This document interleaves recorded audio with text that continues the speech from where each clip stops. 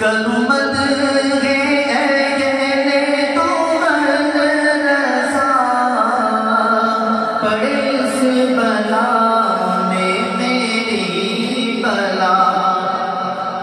اس شعر کا مطلب کیا ہے، معنی کیا ہے؟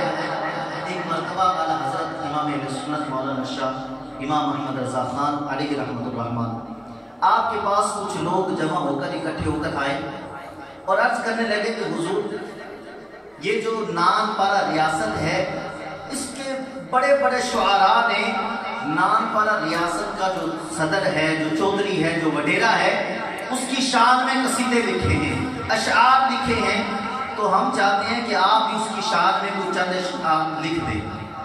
تو اعلیٰ حضرت فرماتے ہیں کہ میں دنیا داروں کی ثنا کرنے والا نہیں ہوں، میں مالداروں کی ثنا کرنے والا نہیں ہوں۔ فرما رہے ہیں کلمت